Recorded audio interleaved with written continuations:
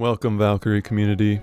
I'm here to deliver today. We've got the PvP tier list updated for June, and it's going to have everybody in it except for the new two Jubilant girls, the Sortitia and Laramelia. I'm not redoing this entire thing for 2 screenshots. They can be in the July update. So today we're going over the 18 newest heroes to come into the game, with the exception of those 2 Jubilants I just mentioned. There were very few changes to the previous list. There were maybe a handful of people that I moved up or down 1 tier since the last video. Quick notes again, they are just sorted by the row currently. I'll change them to being sorted by element at the end of the video. Tiering assumes awakening level 26 for heroes that have an awakening, and gold grade 1 is assumed for heroes with the grade boost unlocked. And please ignore any humans or Acer that show G3, it's a metadata issue.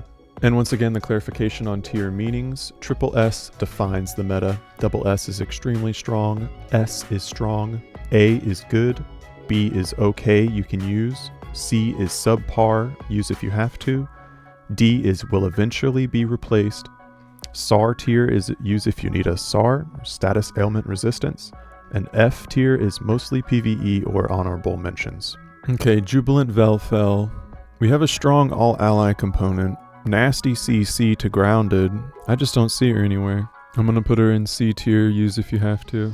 Cerulean Beast Eikthrnir gets awakened to water, and he has a very strong all-ally component with a 70% SAR. Anything lower than S would not be okay. I think he's about the same as regular Ike, so I'm gonna put him in S tier. He's strong though, he can pop off.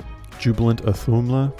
She has a all-enemy brainwash to male, 3 back celestial favor. Not a bad all-ally component either. And a SAR down on the front 4 hit. She'll go in C tier, use if you have to. She'll go in B tier, okay, you can use. Silvercat Chelsea, Dark Res down, skill gauge down to 3 front, Shadowbound to 3 race. All ally, very stat heavy, seems more PvE. Embolden will help gold frames, seems more PvE oriented. I'll throw her in D for now, probably deserves F. Probably don't want to be using her, but she'll be replaced with something eventually. Moonlight Celine, this chick is disgusting. She's the double reverberation for all ally and double element amp. 3 on dodge effects with 2 of the new shots onto 3 races. And Holy Chain all enemy airborne. The new saviors also have that Savior Safeguard passive, which is very strong in arena. Absolute Pit giving her a SAR down opener, as well as a 60% SAR opener for allies. A good damage amp. I think she's landing in double S. Scorching Heat Laufey. This guy's nuts.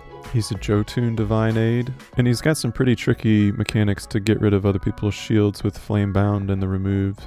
Blast Shot will stop Stone Skin. He full shreds and fire downs. I feel like he might be a judgment call. I feel like not everyone would agree with Triple S for him. And he snuck in that all ally charm resist there too, that's big. I think we'll put him Triple S for now. And if too many people have a problem with it, he'll go down. Wild Rose Volfa. I don't think anybody would argue with you that this chick deserves Triple S. She prevents Frenzy with Wind Shot, SAR down, huge damage, exhaust all. If you let this thing AS, she can overwhelm you with the Combat Ruler and Adonis Slayer. She's going Triple S. Perfect Palette Michelle. All allies get 2 random effects plus Divine Aid and Master. 3 different CCs to randoms. Randoms is kind of not that great. Her kit seems to be loaded more towards the PvE end of the spectrum, so I'm just going to go ahead and put her in D tier. Well, I've jumped through the next few. I don't think any of the Hololive girls are going to do you any good. Keep them out of PvP. Their kits are too weak to do anything. And Mellow Mira, only if you have to. It has a little bit more built into its kit, but it doesn't have much going for it. You'll replace it soon enough. Lioness Nalea. What do you even do? Only self Shadow Clone stack up. All ally agitation fire, frenzy, all stat 30. Only does a shred to all enemy with a 7 hit that CCs 3 races. Lost resist, very PvE oriented here, except for the pit chain opener on those 3. And it just doesn't seem that great. She'll probably get a D tier. You'll eventually replace her. And now for the juicy observers. First we have Ezrai. Yeah, his kit's really good, plus the 2 CCs to 3 common races. He does a lot of things needed himself. Aura Stampede is insanely good with the best SAR in the game. I think he's an easy Triple S. Ilanol. I've started to use her in PvP. She does good things. The 3 races she hits aren't that crazy. Only with a Flamebound is a soft CC. Flame Chain for 3 turns. I mean, Ezra does that too to better races. She still hits like a truck, but her absolute energy is going to keep her relevant, and the anti-laziness may not be the best, but it's still good resistances at least. I'll probably settle her in double S for now. Lif and Lifthrasir.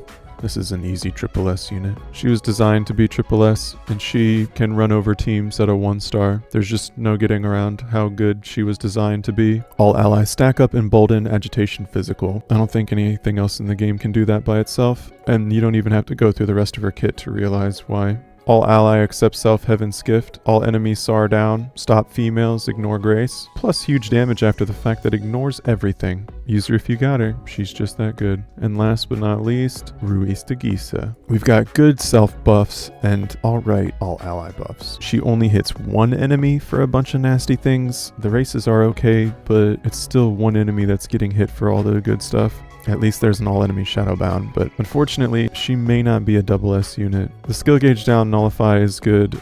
Wind Chain resistance is nice, I guess, since you can't get it anywhere else. She may only even be an S-rank unit. I don't know if she's on the same level as all the other double S units, so I think she'll sit S for now. Okay, a final editor's note. I messed up on Moonlight Celine. I'd gushed over her when I was talking about her, but then I threw her in double S. She's definitely a triple S unit. The fact that she has 2 reverberations is unprecedented by any other hero's kit up to this point, so she shares all light and dark buffs on top of amping both. She's gonna get to go in triple S. Absolute Pit and 60% Sara, plus flat damage to airborne and light and dark. She's really good. I don't know why I put her in double S. I've corrected it though. Moonlight Celine is a triple S unit. Alrighty, well I'm gonna redo my outro once because of the Celine error. Well, that's all I have for you in this video, everybody. Thank you for joining me so much today. My channel growth has been a buzzin' recently, and I'll be answering every single comment, so be sure to comment down below if you disagree with anything, and please leave a constructive criticism. I'm not going to worry about sorting by element because that took me too much time and it was a little tedious the last couple tier lists, but if this looks too disjointed to you, I apologize. Maybe I'll consider revamping it and doing it in another format in the future. But for now, this is what we got, and I'm pretty confident in this list. I would definitely recommend anyone to try to grab any triple S or double S unit right now. They are strong and will be strong for a good period of time. Alrighty, let's close it out. Hopefully this list helps you pick and choose your best team, and I hope you have fun playing Valkyrie Connect. So until next time, Foots out. Cheers.